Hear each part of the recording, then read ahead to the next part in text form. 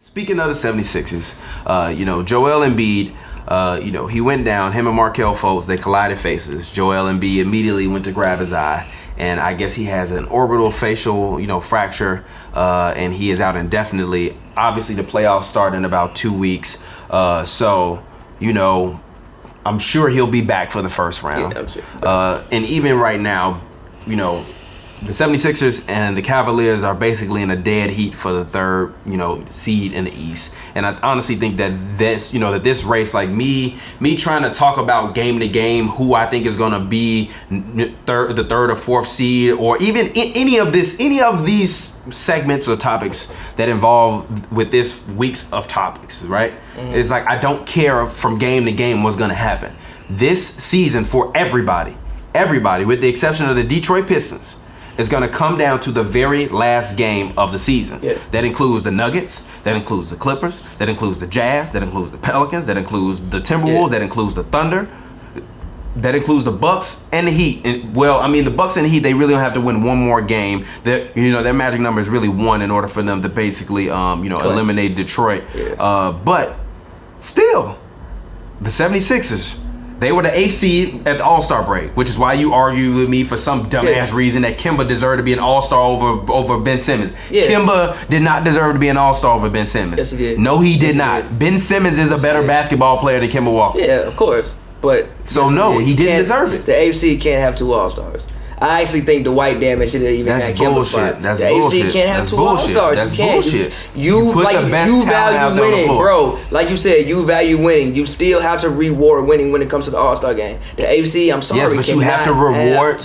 No, I don't care. Then you got to be higher than the AFC. The AFC cannot have 2 All-Stars, bro. No. The Thunder wound up having 2 All-Stars. They weren't the AFC. I mean, were they like 7 seeds? That's not the. I think they were 6 at the time.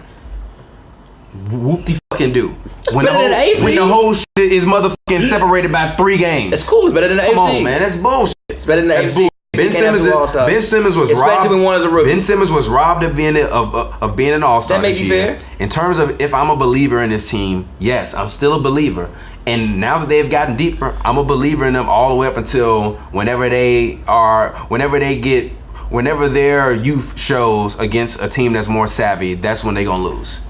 So I don't necessarily know when that's going to happen, because now that they've added Ilyasova and they've added Bellinelli, it definitely adds a different dimension to the team. Now they have actual scoring firepower off the bench. Legitimate scoring firepower off the bench. As to before, they really only had TJ McConnell, and really, honestly, that was pretty much it in terms of me. Because Fultz wasn't there. Now you have Fultz back. Fultz is in the full swing of things, and although he has not necessarily put up the numbers that you're going to expect from him, I've seen flashes of I'm very impressed. Of what I'm looking forward to from Fultz. And although I said that I think he can cap out at a 22-point per game average, I'm still comfortable with that. I see him as probably as being a more athletic version of like CJ, but without the shot. Go ahead.